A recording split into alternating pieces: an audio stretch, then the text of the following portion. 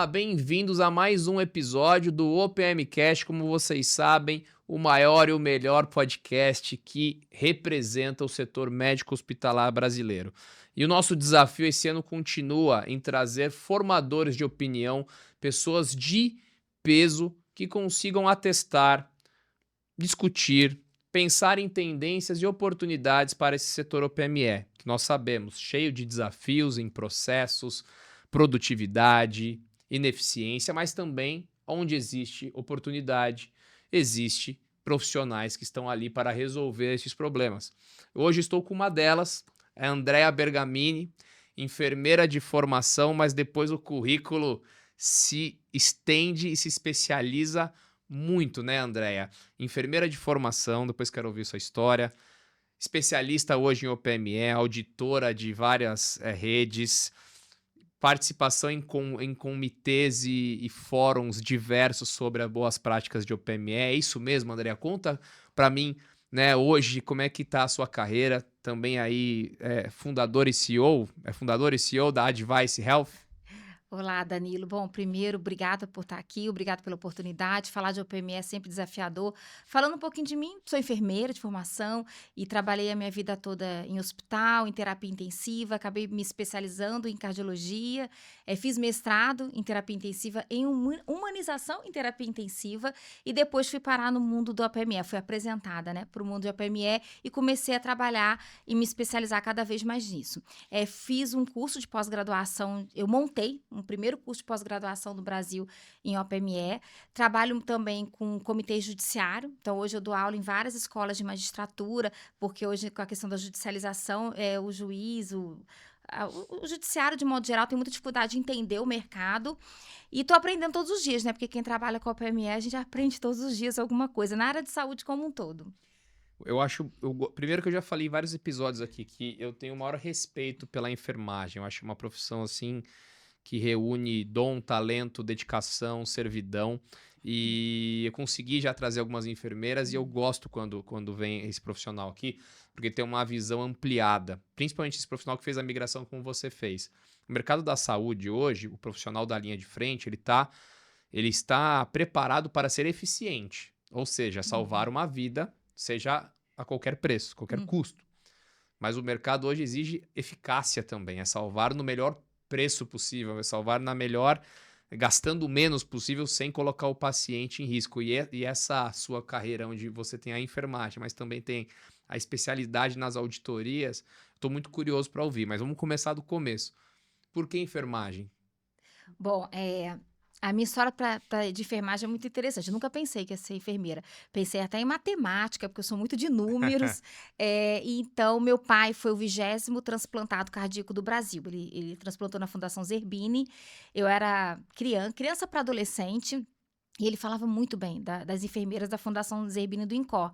E aí, ele mesmo me matriculou no vestibular e eu não levei muita fé. E acabei sendo aprovada na Federal no Rio de Janeiro, que eu morava no Rio na época. Uhum. E me apaixonei pela enfermagem. Fui fazer cardiologia. Fui trabalhar na Fundação Zerbini, mas meu pai já tinha falecido, né? Mas eu Ah, consegui entrar na Fundação Zerbini e fui trabalhar com transplante cardíaco. olha Então eu consegui que chegar. história. Exatamente, eu fiquei. Então me emociona muito porque Aham. eu fiz enfermeira por amor mesmo de ser E enfermeira. você chegou exatamente no local onde seu pai recebeu um transplante de coração e esses profissionais que você admirava, você acabou se tornando um deles. Isso, e trabalhei com elas também, com as Olha, enfermeiras e e com os fizeram o médicos do transplante. transplante. E montei o protocolo de transplante junto com a equipe da Fundação Zerbini em Brasília. Então, eu aprendi bastante numa área que eu foquei, né? Desde que meu pai falava sobre isso. Nossa, muito interessante. E como é que foi então a partir daí? Enfermeira com experiência em transplante, em UTI, de repente começa a surgir. Você já deu a dica que você gostava de números. Começa a surgir essa parte administrativa, essa oportunidade em entender um pouco mais a fundo o PME. Como é que foi sendo essa transição de carreira? Olha, eu sempre conto isso, o pessoal acha que é brincadeira, mas não, foi sem querer. Nunca, gente, Hum. nunca me imaginei ir nessa área, nunca. Primeiro que eu era enfermeira de beira do leito, muito assistencial. Eu costumo dizer que eu vivia no mundo de Alice. Por que que eu digo isso? Porque quando era raro acontecer, porque a maioria dos hospitais que eu trabalhava atendia mais a saúde pública do que a suplementar, mas às vezes acontecia, um auditor questionava um determinado material por conta do custo. Eu falava assim, gente, mas quem que vai colocar coisa na conta que não usou? Não tem Uhum. cabimento. Então, e aí, meu marido, militar, a gente morava em Brasília, e acabou que ele passou num concurso em Santa Catarina, de auditor, nós mudamos para Santa Catarina. Eu larguei tudo, comecei do zero em Santa Catarina. E aí cheguei lá e comecei a colocar meus currículos, só que os hospitais na época, isso foi em 2007, não tinha ainda o mesmo padrão de uma Fundação Zerbini, e aí sem querer a Unimed, na época a Unimed Mercosul, me chamou para uma entrevista. Eu nunca tinha visto auditoria na vida, nem sabia o que que era. E aí passei no processo seletivo, a prova foi até em Curitiba, mas a vaga era em Florianópolis, e aí quando eu passei, eu comecei a, eu lembro que eu ganhei uma mesa e um computador, e falou, você vai ter que estudar o PME. Eu falei, como que eu vou estudar o PME? Aí eu comecei a ler instruções de uso da Anvisa. Aí eu fui entender a vantagem que eu já conhecia procedimento, já Uhum. conhecia o material, mas não sabia o que envolvia questão de custo, de auditoria, de fabricante, de marca. E aí eu comecei a estudar e aprender. Muito interessante. E aí, essa sua primeira experiência foi aonde? Foi na Unimed Mercosul. E você ficou na Unimed Mercosul como auditora deles por um bom tempo? Não, eles me chamaram para coordenar um comitê de Tá. negociação que era composto pelo Paraná, Santa Catarina e Rio Grande do Sul, Uhum. para negociar o PME que ficasse o mesmo valor dos 3 estados. Foi aí que eu comecei a Tá. conhecer a indústria e a negociar material, porque eu não sabia que tinha uma diferença de preço enorme. Então eu comecei a participar das reuniões de negociações. Eu fui para coordenar esse comitê como enfermeira, nem se falava auditoria, Aham. mas como negociadora e especialista técnico mesmo. Interessante. E aí, obviamente, aprendeu, estudou, começou a ver as enormes oportunidades e deficiências que existe Uhum. quando se trata exatamente disso, de homologação de produtos, precificação. Como é que foi esse caminho até a Advice Health, esse caminho de empreendedorismo, de crescimento? Então, aí foi muito desafio. Eu comecei a fazer visita técnica nas indústrias, nas fábricas, nos distribuidores. Aí eu comecei a aprender bastante isso. Negociar, no início, gente, as negociações com as indústrias demoravam 3 horas. Depois a gente começa a aprender, tanto a indústria quanto a gente, né?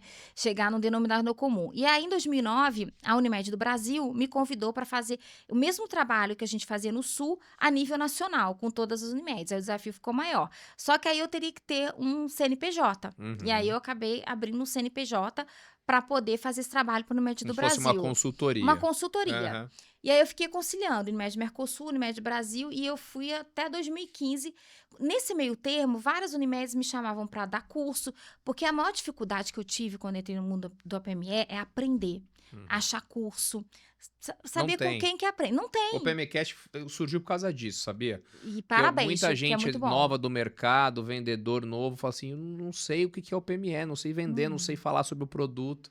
Aí o pessoal assiste bastante para correr atrás. Né, parabéns, porque assim, não tem livro, aí Não você tem. tem que pegar livro técnico, mas quem não é da área técnica é mais difícil. E aí eu comecei a montar curso, comecei a fazer curso para Unidas. E aí no curso eu falava assim: "Ah, André, eu tenho um problema assim assado na operadora". "Ah, mas tem um caminho. Faz assim assim assado". E a falta de capacitação técnica nas operadoras também dificulta o processo de mercado. Uhum. E aí um me chamava para fazer um trabalho aqui, uma consultoria ali. E aí foi quando o meu marido, que ele é empreendedor nato, e ele falou assim pra mim: "Não, a parte técnica você sabe, mas isso dá negócio". E aí a gente montou a empresa e começou a contratar pessoas e a formalizar E a esses empresa já contratos. surgiu como Advice Health. Não, ela no início foi em 2011, né, Tá, ela começou como gestão OPME, tá. porque no início a gente focava muito só em OPME, depois que a gente ampliou para outras medicamentos, a parte de regulação como um todo, junta médica, e aí em 2015, se eu não me engano, que virou Advice Health. Aí o pessoal do marketing, né, tu sabe como é que é, né, bota os nomes bonitos, faz as coisas bonitas e ficou muito legal. E a empresa ficou muito bonita, afinal de contas, conta um pouquinho hoje quais são as frentes de trabalho da Advice Health. Então, hoje, a gente está com quase 300 É colaboradores. muita gente. É muita gente. Fora os nossos parceiros. Quem que são nossos parceiros? São médicos do Brasil inteiro. Tem mais de 300 médicos especialistas de todas as especialidades que são nossos Uhum. parceiros. Hoje a gente já atende mais de 140 operadoras e a gente faz tanto a parte de negociação quanto a parte de segunda opinião, junta médica.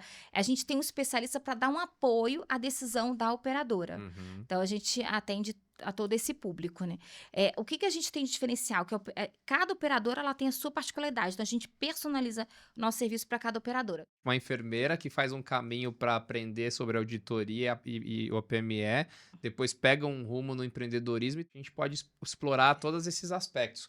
Mas eu queria começar então com você de uma forma agora mais especializada, uma forma mais pensada, que aqui a gente recebe muito indústria, Uhum. recebemos todos os players, indústria, hospital, convênio, profissionais autônomos, mas uma reclamação muito latente hoje do mercado da saúde é a retenção de faturamento. Sim. A indústria fala, estou demorando 100, 120, 150 dias para conseguir receber quando recebo. Uhum.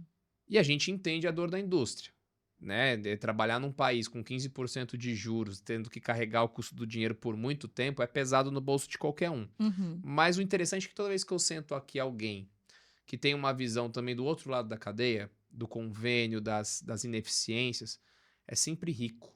Por que então que convênio e indústria tem tanta dificuldade de falar a mesma língua? Qual que é a visão do convênio em relação a essa retenção de faturamento e alongamento dos prazos? E na sua opinião, por onde a gente vai para tentar diminuir essa distância, sabe? Entre dois players tão importantes que eu sinto que tem uma dificuldade muito grande de sentar e conversar. Bom, primeiro, é verdade, e existe problema tanto na indústria quanto nas operadoras. Quando eu falo indústria, eu estou falando de modo geral, fornecedor, Sim, distribuidor, a pessoa que fatura a nota, exato. né? Então, como é que funciona? O mundo hoje, quando fala em 120, é porque eles estão contando do dia que aconteceu o procedimento até o dia que vai ter o pagamento. Uhum. Como é que funciona na operadora? É importante todo mundo saber, né? Isso. Vamos falar o caminho Seja bem feliz. didática de um É, caminho feliz. vamos falar o caminho feliz. O caminho feliz é um procedimento eletivo, não estou falando de uma urgência. Veio a solicitação, é analisado, tem pertinência técnica, negociou valores, perfeito. Liberou. Aí o paciente fez a cirurgia no dia 1º de janeiro. Após a cirurgia, existe uma equipe de pós-auditoria que precisa verificar se usou tudo, se tem o relatório cirúrgico, se tem as etiquetas de rastreabilidade. E aí, a partir do momento que ela faz essa avaliação, que em tese é para ser uma avaliação rápida, e aí eu vou falar depois os problemas que podem acontecer, ela vai lá, ok, tá tudo certinho, pode faturar. E aí, Aí entra o prazo de pagamento padrão. que normalmente 30, 45 dias, até aí não vejo a indústria reclamando. Ela reclama do período entre a data da cirurgia Exato. e a autorização do faturamento, certo? Você tem aí os dois pontos. São 3 pontos de gargalo hoje, né, no Uhum, mercado, se você compartilha da mesma visão. O principal, exatamente essa demora para reconhecer receita. uhum, Depois você tem uma negociação comercial de prazo de pagamento, que pode ser de 30 a 90 dias, dependendo do tamanho da rede versus o fornecedor. uhum, E você tem ali agora uma outra etapa que é a inadimplência, uhum. que pela minha última pesquisa, cerca de 15% dos procedimentos estão virando inadimplência hoje, mas por quê? Porque na hora de pagar volta alguma coisinha que Alguma estava errada glosa. no processo. Entra uma glosa, entra um questionamento e aquilo ali volta para a rede para ser analisado novamente. Então, como é que você vê então nessa parte de reconhecimento de receita, né? Você falou o caminho feliz, Sim. mas a gente sabe que existe também o caminho infeliz, que é o que ocasiona tudo isso. Quais são os principais problemas que você vê hoje do lado da indústria, que você fala indústria? Uhum. Você da indústria, né, que está assistindo aqui. Investe nisso. Coloca pessoal capacitado, coloca prestador de serviço capacitado para diminuir o nível de erro do seu lado.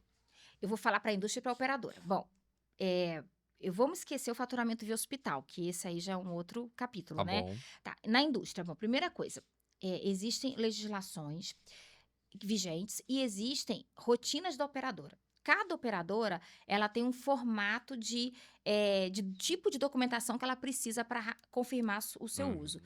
Ah, André, eu quero embalagem. A operadora quer embalagem. Então, tem que, na hora que for negociar, já tem que saber quais são as regras do jogo.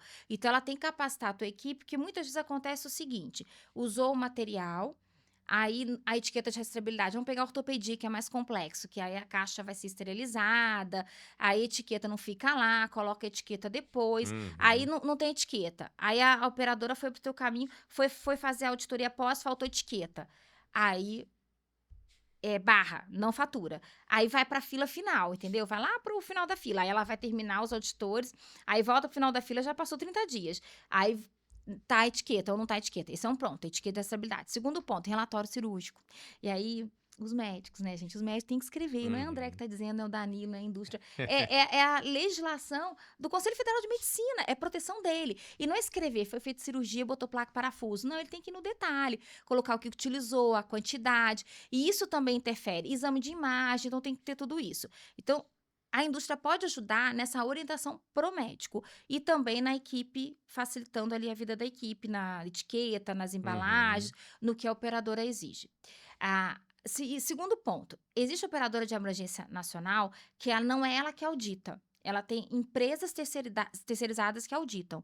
Aí complica mais ainda, porque ela vai auditar, aí só que ela audita 10 operadoras, aí manda um relatório diferente. Então, o caminho seria, que é erro da operadora, porque ela tem que ser mais eficiente nesse sentido. O que ela tem que ter? Ela tem que ter um modelo. Hoje em dia, a própria Horizon trabalha com isso, ela tem uma auditoria digital. Terminou de auditar, coloca num sistema e já manda para a operadora. Isso facilita.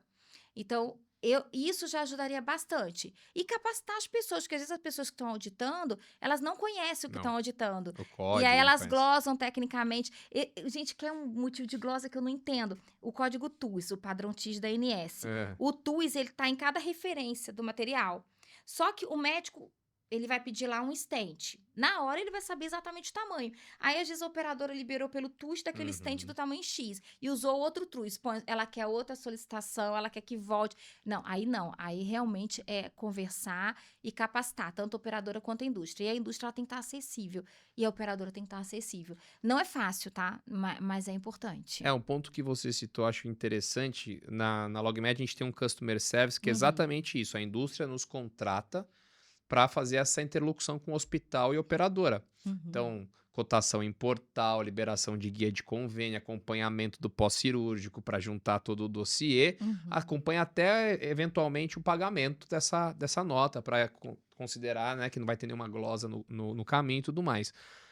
Mas eu preciso ter 50 pessoas nesse Customer Service, porque não tem processo, não tem padrão. Cada operadora é de um jeito, cada portal é de um jeito. Você enxerga algum caminho de padronização de processos que facilitaria muito o quê? O advento de tecnologias, como IA, como automatização de processos, quando você tem alguma lógica, né? Então, a gente sabe que são operadoras diferentes, mas dentro das próprias operadoras você vê complexidade. As Unimeds têm modelos diferentes de trabalhar, né? As grandes redes, mesmo dentro de hospitais ali da mesma rede, tem divergência. Você pega o estado do Rio de Janeiro, tem a questão do lacre, outros estados não têm. Como é que você vê isso? Tem esperança para a gente procurar, por meio de tecnologia ou legislação, uma padronização maior? Tem, mas ela tem custo, né? Toda a tecnologia. Aí a gente tem que ver se a gente vai conseguir pagar esse investimento. Eu não sou muito boa de tecnologia, mas fala muito na questão do blockchain, que é uma tecnologia que você pode colocar até no próprio produto médico, que terminou a cirurgia, vai lá e Um código escaneia único, com código único, já entraria na conta do paciente, já ficaria mais auditável, não teria como inventar roda. Isso até a Anvisa ela colocou para casos de prótese de quadril e joelho, os estente coronário farmacológico, para poder ter uma rastreabilidade mais fidedigna, né? Não ficar só no papel, vamos dizer assim. Mas tem um investimento, eu não saberia dizer quanto custa e quanto que impactaria no custo do material, que já não é barato. Mas o processo, ele pode padronizar pelo menos parte dele. Eu posso respeitar a particularidade das operadoras, mas assim, a legislação é muito clara o que precisa ter. Descrição no prontuário, exame de imagem para os materiais implantáveis, rastreabilidade. Se eu crio um processo nesse sentido e treinamentos contínuos, tanto para empresas quanto para operadora, facilita bastante. Lá na empresa, a gente está lançando o primeiro marketplace de OPME, que a gente não é logística, né? Você pode até nos ajudar nisso, hein, Danilo? Me conte mais sobre esse Eu acho que você marketplace de pode entrar com a OPME. Isso é bem logística. interessante. O que a gente vai fazer? A gente vai botar compradores e vendedores. Aham. Só que para entrar no nosso marketplace vai ter regras. Exemplo, a gente vai colocar regras até para a operadora. A operadora vai ter até 30 dias para autorizar o faturamento da nota. Porque qual que é a minha ideia? Eu quero mudar esse deadline entre o dia que aconteceu a cirurgia e o dia que autorizou o faturamento. Eu tenho que dar algum atrativo para o fornecedor, porque senão ele, né? E eu não estou pedindo nada demais, que o mundo ideal é faturar a cirurgia no mesmo mês, mas a gente sabe que existem algumas questões que não dá, por questões de nota fiscal, tudo isso. Mas a nossa ideia é, para ter acesso aos nossos preços, a logística, cada fornecedor vai fazer a sua, vai ter que ter regras. Eu vou ter que pagar em tanto tempo, eu vou ter que ter um prazo para faturar essa nota, para auditar essa conta, porque senão a conta fica no limbo. Critérios para glosa, vamos ter treinamentos constantes, porque a glosa não pode. Existe, por exemplo, a glosa, já ouviu falar da glosa financeira, que é uma glosa porque o preço está alto? Já Exatamente. ouviu falar, né? Você conhece bem, né? As glosas aumentaram muito, e quando você vê as razões das glosas, essa parte de glosa financeira e glosa administrativa aumentou É, demais. aumentou. Tipo assim, o material é R$ 100.000, né? Eu quero pagar 80. Não acho que é importante, mas por que acontece isso? Porque é o preço surpresa, principalmente no pós ou na urgência. Poxa, mas custa isso? Então, aí uma das coisas que ajuda é quando eu tenho tabelas negociadas, precificações, porque a operadora vai ter previsibilidade. Então, ela sabe quanto está pagando, quem são seus concorrentes. Porque quando. E a gente recebe orçamento no pós, que eu falo assim, Jesus, isso aqui é plano de carro zero, mas eu já paguei isso muito menos. E Uhum. aí começa a quebra de braço, né? Vamos dizer assim. Você falou uma palavra que eu usava muito aqui, que é a previsibilidade. Em alguns episódios eu cheguei a falar, o dia que a gente conseguir dar previsibilidade no mercado, operadora, você vai pagar este preço. Fornecedor, você vai receber neste prazo. A Uhum. gente encurtaria muito essas distâncias. E aí eu queria entender um pouquinho mais como é que esse marketplace vai funcionar, se ele vai dar essa previsibilidade. Pelo que eu entendi que você me falou é o seguinte, eu vou ter aqui uma série de fornecedores de um lado, uma série de compradores acessando o Uhum. marketplace, só que para comprar na minha plataforma tem que seguir algumas regrinhas de prazo e preço. Prazo, justamente para ter previsibilidade. Sim. Então, ele vai ter um prazo para emissão, para autorizar a emissão da nota, tem um prazo que a gente vai monitorar de recurso. Exemplo, usou um material a mais e não tem justificativa técnica que leva a uma glosa técnica, ou houve uma troca de material, o fornecedor vai poder ali justificar, a gente vai buscar evidência, a gente vai ter uma equipe dando suporte para andar mais rápido isso. Cada uma vai ter um SLA Tá. e vai ter prazo após a emissão da nota fiscal de pagamento. Caso não cumpra esse prazo, o fornecedor vai estar liberado para fazer aí não vai Uhum. poder usar o preço do marketplace. Se a gente não fizer isso, e a nossa ideia no futuro é, inclusive, ter ideia de volume, porque a gente tem esses dados. Porque para você dar preço, você vai ter que ter volume, né? Para Para o você, ó, no futuro, meu sim. marketplace eu dou um preço menor porque eu tenho um volume de transação. E para a empresa é muito bom, gente, porque instrumental, eu falo para todo mundo, caixa parada dentro de hospital é custo. E aí a gente tem uma segunda questão, quando o faturamento é via hospital, e que eu acredito que é o maior É. período de pagamento. Mas as operadoras pagam os hospitais em 30 dias. Olha, 99%. Só que o que Ó, acontece, eu é não sei. mesmo? Pagam, porque existe cláusula contratual das Porque daí operadoras. quando é faturamento via hospital é pior ainda, porque é uma triangulação. O Sim. hospital fala que tem que esperar a operadora pagar, aí se a operadora faz caixa com esse valor, depois o hospital vai fazer caixa também, aí você ainda cria mais uma cadeia de repasse, né, de valores. Aí o problema é ainda maior, porque eu conheço operadoras que pagam o hospital em 30 dias e o hospital e o fornecedor fala: não recebi ainda. Eu falei, Uhum. mas já foi pago? Então, assim, aí o mundo ideal é que realmente o faturamento do OPMS seja direto para a operadora. Já é uma realidade Sim. grande no mercado, mas alguns hospitais não querem. Mas tudo bem não querer, mas então vamos fazer contrato, vamos melhorar meu processo, porque o hospital demorar para pagar, isso vai refletir no mercado, gente. No mercado, no preço da operadora, no preço do fornecedor, mais do que isso, no preço do consumidor. O que a gente vê hoje, né, a indústria ela foi o polo forte dessa cadeia durante muitos anos. Uhum. E de uns 10 anos para cá, os convênios se tornaram hoje o polo mais forte da cadeia, né? O convênio ele detém o poder, muitas vezes, de precificar e considerar o prazo de pagamento e como pagar com as regras de cada operador, é Uhum. lacre, não é lacre e tal. O hospital, até pela sua característica assistencial, muitas vezes ele é o elo fraco da cadeia no sentido de controle, processo e tecnologia. Uhum. Ele tá ali perdido nos processos, ou o processo ainda é manual, ele não consegue. Às vezes ele até quer pagar, até ele quer se organizar, mas ele não sabe por onde buscar as informações. Ele tá ali muito confuso, né, nas informações. Então o Uhum. hospital ele tem um gap de tecnologia e nível de profissional especializado nessa parte mais administrativa, né? E Uhum. que faz exatamente o que está acontecendo. Pô, mas às vezes a operadora já pagou, mas aí é o hospital que está retendo.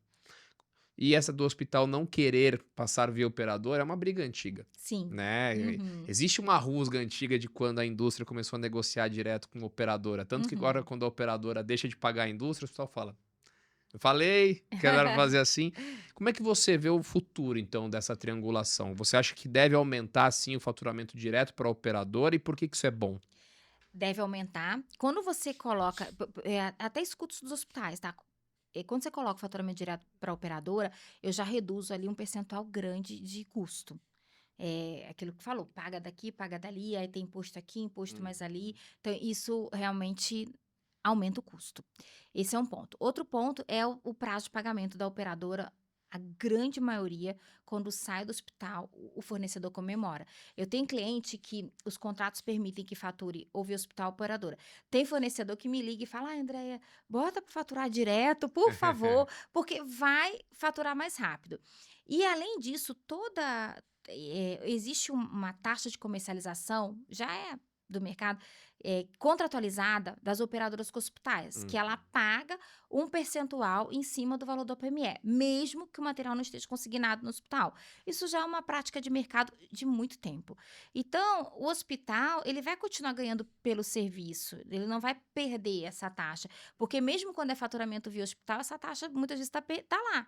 E aí fica mais caro O ainda. serviço tá pago. Tá pago, exatamente. Então, a tendência realmente é essa, e tem muito hospital que não quer mais se esquentar com a PME. Uhum. Pelo que você falou, falta de equipe especializada, rotatividade. Normalmente a área de compras lá não faz só a PME, faz 50.000 Exato. coisas. Aí você tem que ter uma área especializada para isso. E outra coisa, quando você tira. Tem um detalhe. Hospital de aberto, que pode aceita qualquer médico, cada médico vai querer um fornecedor, um Exatamente. material. E aí o hospital vai ter que ter um prédio para manter isso, né? Não tem como, fica inviável fazer gestão disso tudo. Então ele acaba diminuindo o conflito dele com o médico que vai lá operar. Porque ele, não, mas quem liberou foi a operadora. Vai lá e conversa com a Uhum. operadora. Porque quando o médico tá tete a tete ali no hospital, ele fala: não, mas não é esse fornecedor, eu quero o outro. E Exato. aí vai diminuir esse conflito. E ele acaba, o médico que leva o paciente pode até sair de lá e não operar. Então, pro hospital, eu acho que é muito melhor, né?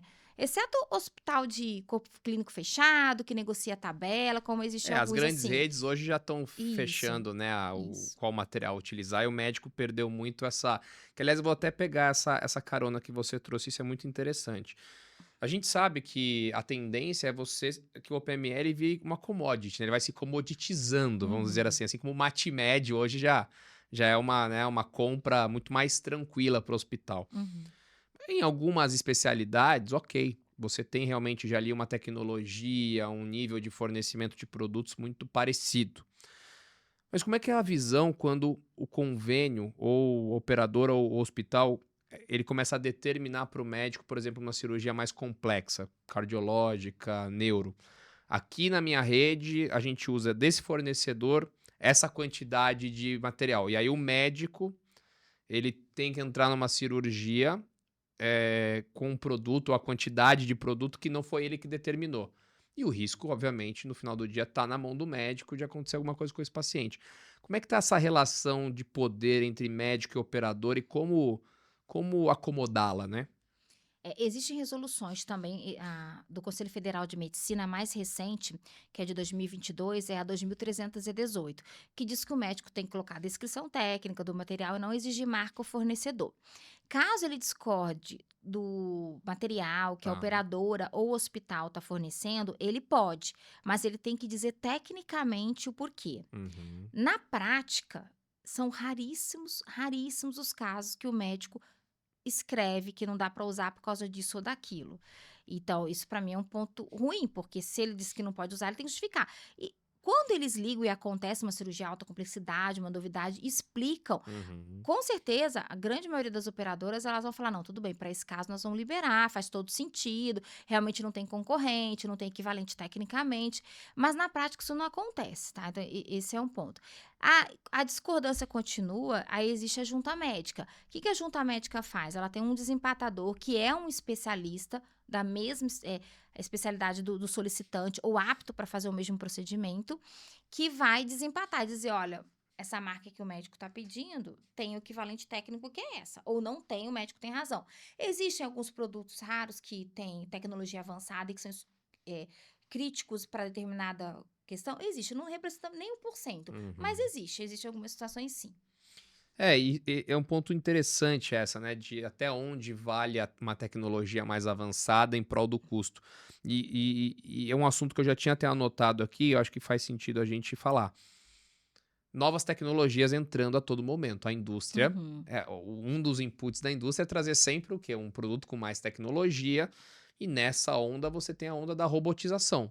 Sim. Robôs aí de milhões de dólares entrando, trazendo, obviamente, eficiência, segurança, mas trazendo uma inflação, um custo bem grande para a cadeia, né? A partir do momento que você adquire um robô, tem que comprar os insumos desse robô. Então, como que a gente. Eu já sentei aqui com algumas pessoas de convênio e falei assim: mas a indústria não chama a gente para explicar a tecnologia. E aí depois Uhum. quer que a gente pague 20, 25% a mais e a gente não conhece o resultado, né, prático disso. Como a gente vai, então, modernizar o nosso mercado da saúde suplementar com robôs, com novas tecnologias, acomodando esse custo? Como é que tem que fazer? Como é que é feito esse trabalho? Eu primeiro sou totalmente favorável à nova tecnologia, mas Uhum. vamos separar o joio do trigo, o que é nova tecnologia, o que é modismo, Tá que a bom. gente tem as duas Isso coisas, é né? legal de falar, vamos lá. Não, e realmente isso acontece. Bom, eu sempre oriento a indústria primeiro. Quando traz a nova tecnologia, ela tem que dizer o que vai agregar valor. É complicado falar em custo-benefício, porque normalmente a tecnologia vai ter custo maior. Uhum. Mas eu preciso calcular esse benefício. Vou exemplificar que fica mais fácil. Quando surgiu o gerador multissítio, o ressincronizador, para paciente com ciência cardíaca e veio com um eletrodo quadripolar, com 4 polos. Por Tá. quê? Porque uma das complicações do monopolar era o paciente ter mais internações porque fazia estimulação de nervo frênico, enfim. Aí eu lembro que teve uma primeira empresa que trouxe e com preço maior. Não chegava a ser o dobro, mas era 30% a mais. Eu falei, perfeito, mas cadê os estudos mostrando que o paciente vai internar mais? Uhum. Não, tá aqui os estudos, então ela tem que apresentar. Aí, nessa, foi a primeira vez que eu fiz risco compartilhado, tá? Para uma determinada operadora. Fizemos risco compartilhado. E deu certo. Ah, quando surgiu os geradores que têm maior durabilidade de bateria, vai dar garantia? Deu certo. Uhum. Então, isso é aceitável. O paciente vai ficar menos tempo internado, ele vai ter alta mais cedo, tem menos risco de complicação. Aí a gente pode falar da própria válvula percutânea. O paciente não vai para a circulação extracorpórea, então o risco de comorbidade é maior. Então, ela tem um custo justificado. É um custo alto? Mas é justificado. Do robô, eu até participei de um evento do pessoal que vende robô, eu falei assim, eu não sou contra o Hum. robô não, mas não acho que é qualquer um, que não é qualquer Não cirurgia é e não é qualquer qualquer lugar. profissional, Exatamente. porque a curva de aprendizado é longa e eu preciso estar mantendo essa curva de aprendizado. Não adianta eu fazer um workshop, fazer 50 cirurgias, depois eu fico meses sem fazer. Então, e aí os estudos hoje, até o CFM, ele fez um parecer muito interessante dos critérios para o robô, para quem pode fazer robô. Então, eu preciso ter duas coisas. Uma, eu não posso ter robôs que eu só tenho algumas capitais para alguns profissionais. Então, quando a gente fala de saúde suplementar, saúde como um todo, eu não posso ter uma tecnologia que só vai beneficiar alguns. Então, não é o momento de entrar. Uhum. E na hora que aumentar esse volume, eu acredito que o custo vai cair. E outra coisa que ainda ninguém me respondeu é o que o robô vai trazer diferente. O que eu quero dizer? Menos tempo de internação, quanto custa a internação? Eh, Menos risco de complicação, melhor Uhum. resultado. Para algumas técnicas, como neurologia, tem, para outras ainda não. Acho que a gente vai chegar lá, né? Vocês Sim, lembram do stent coronário? verdade. Na época que chegou o primeiro farmacológico foi em 2001, era o preço de um carro zero, gente, era É. absurdo. E eu lembro que ficava uma equipe de cirurgia cardíaca preparada que se deu errado, abre o peito. Então Uhum. é uma É. tendência, vai É a chegar. evolução né, de nós até como seres humanos. Exato. E deixa eu te perguntar, né, diante de todos esses desafios, de acomodar a necessidade do médico versus custo, novas tecnologias, robôs, a gente pega o resultado financeiro das operadoras. E muitas vezes a gente vê que o business operacional não fecha a conta. Sim. O resultado operacional das operadoras são negativos, Uhum. muito negativos. Só que as receitas financeiras acabam cobrindo, ou seja, essa a cadeia de pagamento faz com que o dinheiro consiga trabalhar em prol das operadoras para que elas cubram o déficit operacional que elas têm. Mas se a gente isola, então, o modelo de negócio, ou seja, receitas provenientes das operadoras de saúde, do que elas vendem ali realmente, que é a cobertura, versus o custo que ela tem para segurar aquele número de vidas, hoje é deficitário. Sim. Como que a gente trabalha isso no mercado da saúde suplementar? Como é que você hoje, né, auxilia e você deve ter muitos casos parecidos com esse. Como é que faz um trabalho de você tornar um business viável sem ter que depender exclusivamente de receita financeira? Sim. Porque senão você tem casos como a Unimed Rio, que se você não tem uma gestão de receita financeira eficiente, você quebra, Sim. né? Bom, vamos separar. Quando eu vejo matéria no LinkedIn, gente, cuidado com as matérias que vocês ficam lendo por aí. Primeira dica que eu dou, né? Tá Veja, cheio agora, hein? tá cheio. Saiu a resolução 623, todo mundo falou, em 10 dias está tudo resolvido. É Eu falei, verdade. não é bem assim, não é isso que a legislação deu. Mas falando de LinkedIn, esses dias eu vi que mostrou lucro enorme das operadoras. Falei, gente, para. Tem- Botou todo mundo no Exatamente. mesmo bolo. Eu tenho que separar a autogestão, que são as operadoras que não têm nenhum lucro, que são normalmente governamentais Uhum. ou privadas, como, por exemplo, a Brasil Food, mas é que o próprio colaborador, o funcionário da empresa, é o associado, a gente não fala nem beneficiário, fala associado. Eu tenho as cooperativas, eu tenho a medicina de grupo e as seguradoras, né? Então, a gente tem modalidade. Ainda tem as filantropias, que são as santas casas. Uhum. Então, a gente tem que separar o joio do trigo, né? O que eu vejo? Precisa melhorar processos dentro da operadora? Precisa. Precisa reduzir desperdício? Precisa. O OPME é o grande vilão? Não, mas ele pode se tornar. Existem outros vilões que a gente Quem não. são os vilões? Um que eu vejo, por exemplo, que a gente. Exames diagnósticos, gente. Exame tanto de SADT, ressonância, tomografia, raio-x, como Uhum. laboratorial. Gente, a Excesso. quantidade de exame que ninguém nem pega depois, não Exatamente. olha nada. E isso vai juntando, vai juntando. Gente, e agora com essa questão de medicina integral, a gente tem pedido de 80 exames, 110. Eu falo, será que o paciente ainda vai ficar com Eu algum já fiz sangue? um exame de sangue integrativo. Hã. E aí passei no médico e tal, mas depois eu levei esse mesmo exame para um médico gastro tradicional, Aham. alopático. Ele falou, Danilo, mais de metade desses índices aqui são inúteis, ninguém olha isso. Ninguém olha. E isso, querendo ou não, vem. Tem a questão das terapias, né? Da terapia do espectro autista, que foi muito bom Uhum. entrar no hall, só que, infelizmente, está cheio de fraude no mercado. Então, se a gente eliminar as fraudes, o desperdício, o que eu chamo de desperdício? Um enxerto ósseo. O médico vai fazer uma cirurgia simples. Ele precisa usar um enxerto mais caro? E precisa usar aqueles enxertos especiais que é para osteomielite, que custa R$ 20.000? Não Uhum. precisa. Então, é isso. Se a gente conseguir, vai sobrar dinheiro pro robô. Estou simplificando o Aham, robô, aham. mas pro robô. Então, e a gente vive isso no dia a dia, tá? Olha, Danilo, se eu contar, eu falei que quando eu me aposentar, que eu ainda não sei quando, eu vou escrever um livro, As Peripécias de OPMS. Eu vou chamar várias pessoas, cada um contar uma história. Isso. Como é que pode? Eu peguei um caso, uma vez, de uma prova de tornozelo, que a primeiro orçamento veio R$ 390.000 e o último R$ 55.000 da mesma prótese. É É. assustador? É E assustador. isso faz o mercado inteiro cair em descredibilidade. E aí, É, o que a gente já falou aqui também em outros episódios. Hoje, as relações no mercado da saúde suplementar, elas são baseadas em desconfiança. exato. A indústria desconfia do convênio, o convênio desconfia da indústria, o hospital desconfia dos dois. E aí você não consegue agregar esse ciência, você não consegue agregar um papo mais qualitativo e estratégico de mostrar exatamente o que você está falando. Pai, se ele está me dando um orçamento de 390 e depois fechou por 55, amanhã, se ele mandar um orçamento para mim de 100, provavelmente é 30. E aí Exato. começa né? E aí o papel da indústria é fundamental. Indústria, detentor do registro, do dono do produto no Uhum. Brasil. Não deixar que gente, o distribuidor é muito importante, tá? Mas eu tenho distribuidor, conto todas as áreas, né? Não deixar que ele banalize o produto dele. Uhum. Isso não pode deixar. Eu sei que a indústria não pode impor o preço que vai vender, mas ela pode criar regras. Então, além do que, ele vai estar deixando de valorizar a tecnologia. Vou pegar um exemplo. Há um tempo atrás, o esfíncter artificial masculino, quando entrou no hall, é uma tecnologia cara, mas é importante, já tem estudo do Uhum. Conitec, tem tudo. Mas na época que entrou no Brasil, a empresa não deu muita bola. Aí era assim, o paciente colocava, e eu tô falando de coisa de 80, R$ 90.000. Com 3 meses tinha que trocar o balão. Gente, eu tomei uma raiva dessa tecnologia. Toda vez que alguém pedir, essa tecnologia não serve pra nada. Só serve pra gastar dinheiro, porque só o balão é R$ 30.000. Nossa. Aí trocou a Ah, empresa, outra empresa comprou.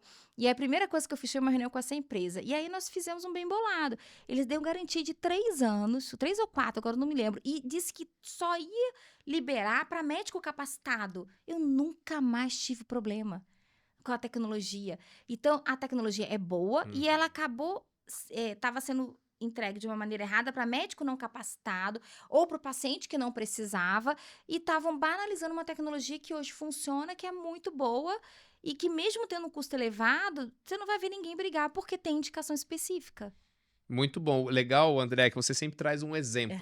Isso ajuda muito as pessoas que ou não vivem isso diariamente ou estão aprendendo. Ah, então esse é um exemplo de como é uma nova tecnologia entra um orçamento, Uhum. né, entra num processo ali de auditoria. E você falou no começo do episódio sobre judicialização. A judicialização também é uma vilã? Qual que é a sua visão sobre isso? É uma vilã. Tá melhorando em algumas comarcas. Eu trabalho há muito tempo com judiciário, Uhum. adoro. Já participei de alguns capítulos de livro, e aí até agradecimento ao doutor Kleno, ao doutor Gebran, são pessoas assim que são diferenciadas, porque são desembargador, juiz, que procuram aprender sobre a Entendi. saúde. E hoje, muito pessoas do judiciário querem aprender. Se eu atuo numa comarca de saúde, eu quero aprender. Eu digo que judicializou, inflacionou, porque judicializou o preço ao céu limite. É ruim para todo mundo. É ruim para o fornecedor, que quer trabalhar da forma correta. É ruim para o hospital, que tem risco de ter aquela briga se paga ou não paga. Para o beneficiário, que tem que entrar com o processo. E para a operadora. Então, não é um mundo legal. É claro, gente, existe casos de judicialização que é muito bem aplicada, porque foi uma negativa indevida, isso até para o Uhum. Sistema Único de Saúde, como para a saúde suplementar. Houve um erro do processo e o paciente precisa daquele tratamento. Mas hoje eu sempre falo que a gente precisa trabalhar cada caso de judicialização, principalmente nas urgências. Quando eu vou dar treinamento, e agora eu estou indo num evento lá em Palmas, em final do mês, eu sempre falo para o judiciário, se o paciente, se veio um caso, o paciente vai morrer, ele não tem que estar ali pedindo uma liminar, ele tem que estar no hospital sendo Uhum. atendido. Então, são coisas diferentes, né? Então, é importante, mas precisa ter o conhecimento E técnico, tem aumentado, né? Se você pegar todo em ano. estatística, cada vez mais. O OPME não é o grande vilão, Sim. mas a questão dos medicamentos, agora esses medicamentos. Altíssimo custo. Ai, eu nem brigo mais com o OPME, os imunobiológicos, É. né? Então tem tido, mas tem aumentado bastante. E bem o que você falou, né? O judiciário, a grande maioria do judiciário não está capacitado para ter juízo de Não. valor, se aquilo é necessário ou não. E aí, você se coloca na pele de um juiz. Ele muito provavelmente vai sempre pender para o paciente. Sim. Vou garantir que essa vida seja salva, já que eu não tenho capacidade técnica de decidir aqui nesse momento, né? Exato, mas hoje em dia tem as câmaras É, técnicas. como é que É, tá? Essas câmeras técnicas já estão mudando a forma de fazer, de analisar? bastante. Bastante, mas assim, tudo agora Quando eu trabalhava com isso não tinha não, não, mas tem. era só briga. Mas depende do juiz. Entendi. Então, por exemplo, agora em março, todo ano, em março e abril, tem um evento do CNJ, né?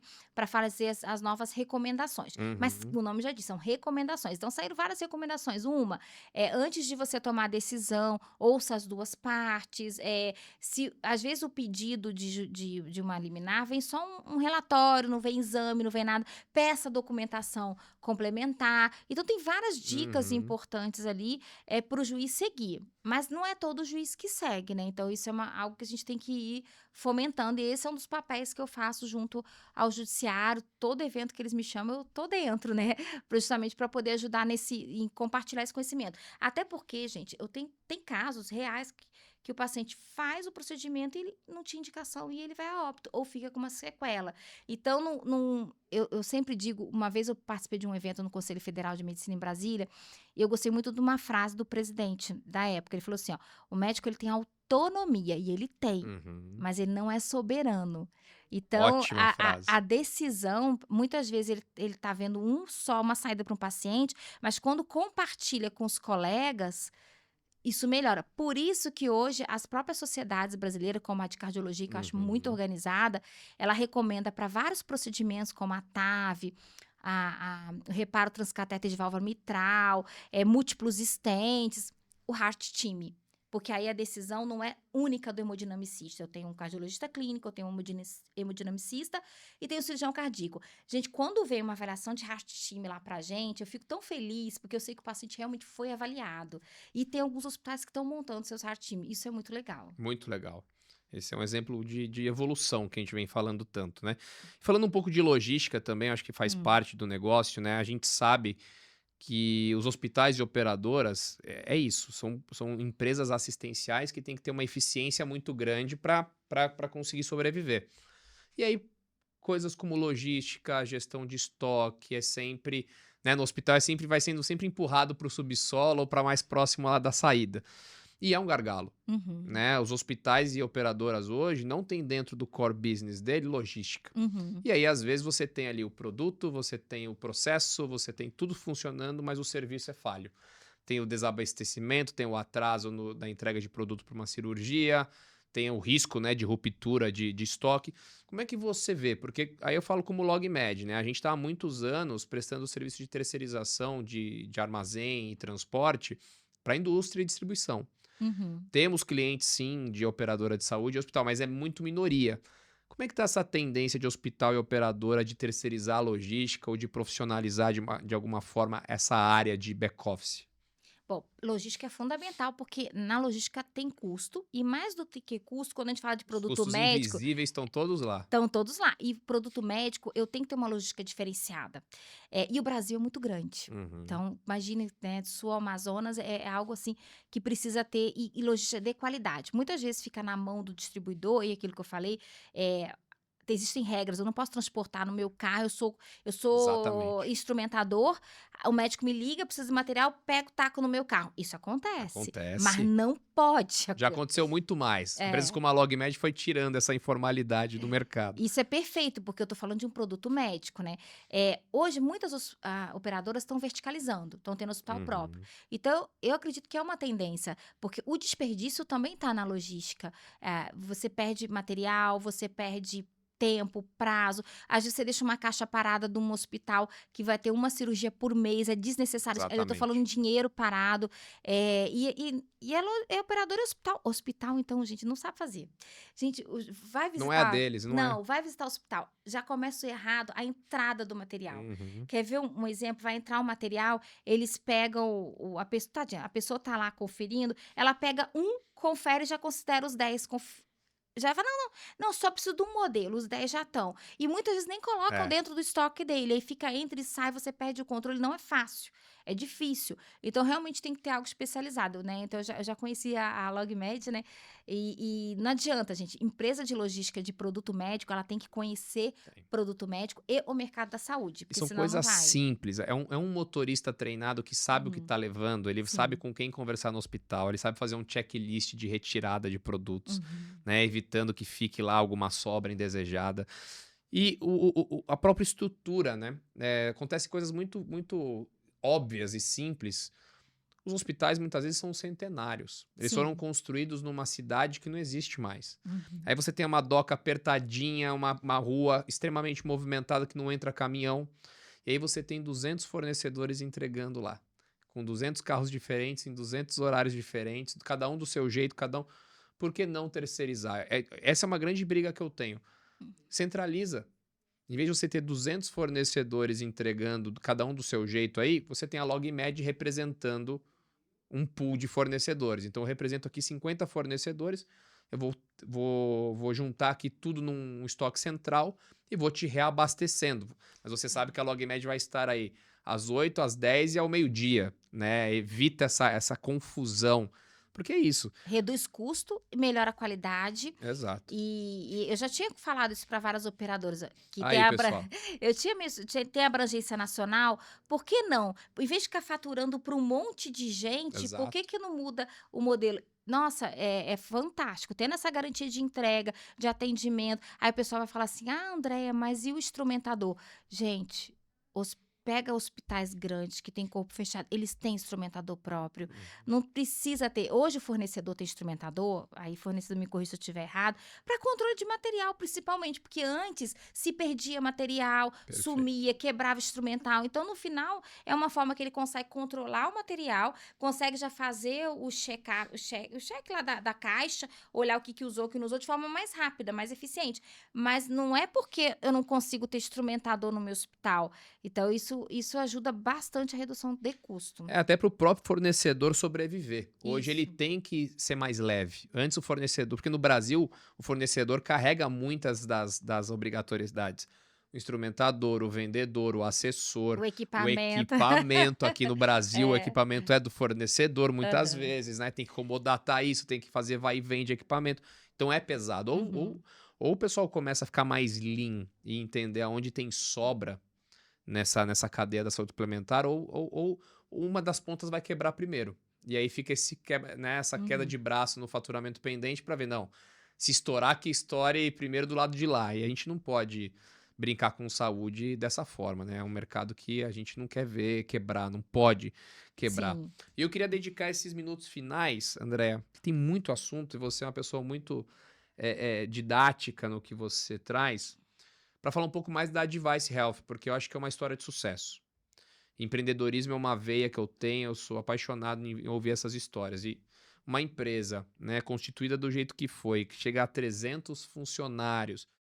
O que a Advice Health é hoje? Qual que é o seu principal propósito dentro da Advice? Ela veio para resolver o quê? Bom, falar da Advice Health para mim é muito, muito orgulho, né? Que foi uma empresa que eu e meu marido fundamos, né? O Rodrigo é o nosso presidente. E a gente, como eu sou enfermeira e eu fiz a parte de humanização em UTI, eu sempre pensei muito no paciente. Então, para mim, eu queria fazer algo diferente para reduzir custo, mas nunca acabar a qualidade. Então, para mim, qualidade é premissa Uhum, em tudo. Desde o momento que eu vou fazer uma visita técnica, o perfeito. fornecedor liberar o material, eu falo que não dá para abrir mão da qualidade. Se o paciente precisa daquilo, daquele procedimento, daquela tecnologia. O que eu falo para os meus colaboradores lá, eu digo que a gente é uma extensão da operadora. A gente comemora cada vitória e tudo a gente comemora. Vou pegar um exemplo. A gente teve um caso de uma terapia gênica de uma determinada operadora, que em tese não tem cobertura, mas era a única solução do paciente. A gente falou para a operadora: vamos junto, vamos negociar, vamos atrás de um lugar. E a gente foi visitar o paciente, atender o paciente e conseguimos atender o paciente. A gente falou, e eu liguei: Isso é como uma é que está o vitória. paciente? Então a gente se envolve com o Aham. paciente, a gente se envolve com as operadoras, com a dor das operadoras. Então, a gente sempre tem, a gente tem uma política lá, tem valores, né? E um dos valores é conhecimento técnico especializado, porque a OPME todo dia tem coisa nova para aprender e a gente quer dar esse suporte para os nossos clientes, mas que a gente acredita que sempre é possível fazer melhor, né? Que não adianta a gente achar que o que tá hoje tá bom, pode ter coisa muito melhor para a gente estar fazendo, né? Então, eu acho que o futuro a Deus Estamos evoluindo. Eu pertence. acho que o mercado da saúde suplementar ele passa por um desafio financeiro de modelo de negócio, Sim. mas a evolução ela é considerável. Há 16 anos atrás, quando a LogMed foi fundada, não existia operador de saúde especializado. Misturava carga, você recebia o PME no hospital na boleia de um caminhão que poderia ter eletroeletrônico, celular, ração de cachorro, Senhor. né? Então, assim, na minha parte, eu vejo muita evolução regulatória, evolução no nível de serviço, né? As novas tecnologias que vêm para entregar. Porque eu falo, a gente vive num mundo ansioso também. Uhum. 50% é o serviço, 50% é a informação. Sim. É você ser claro na sua comunicação. O produto vai chegar, a cirurgia foi realizada. Eu estou encaminhando o dossiê para faturamento, Uhum. porque quando a gente pegou o customer para trabalhar pro lado da indústria, Uhum. eu falo que a analogia era que era um rio sinuoso, extremamente poluído. O primeiro trabalho que eu fiz, eu enfiei um rastelo no fundo do rio Aham. e vim puxando. Legal. 30% do trabalho, dos erros, eram operacionais. É um e-mail que deixou de ser enviado. É um anexo que foi esquecido. Uhum. É um nome de paciente que tem erro de digitação e ninguém consertou e o negócio ficou parado. 30% eram coisas pequenas. Aí os 70% entra numa discussão mais técnica, mas Sim. 30% de É bilhões muito é dinheiro, né? muito, né? É muito dinheiro, meu Deus. E é isso. E eu quero agradecer, de estar aqui hoje e agradecer também ao time lá da Device. Se a gente está crescendo hoje, não sou mais eu e o Rodrigo, é o time, né, que está Com certeza. crescendo. E a gente espera realmente cada vez mais ajudar na sustentabilidade das operadoras, mantendo a qualidade. Fazer um bate-bola rápido aqui. A gente sempre termina com. Eu falo uma palavra, você Aham. traz uma frase, algum pensamento sobre isso. Vou começar aqui. O PME. Complexidade. Complexidade. Operadoras de saúde. Sustentabilidade, Fornecedores. desafio. Logística. Pode repetir a palavra? Eu acho um desafio também. Uhum. Oportunidade também. Governo. Difícil. Mercado da saúde suplementar em geral. Também está desafiador. Mas que tem futuro ainda para vir. A Device Health. Alegria. Aí sim. Andréia, muito obrigado pela simpatia, pelo nível de conteúdo e didático que você trouxe a esse programa. Você que ficou com a gente até o final, eu também espero que tenha aprendido muito. Realmente é algo assim que a gente não ouve todo dia, né? Esses bastidores, esses exemplos de como funcionam as relações. E eu mesmo aprendi muito, né? Não é a minha área de atuação direta, então também me sinto muito lisonjeado. Fiquem ligados, a cada 15 dias um novo episódio do OPME no LinkedIn, no YouTube, no Spotify da LogMed. Um abraço e até lá.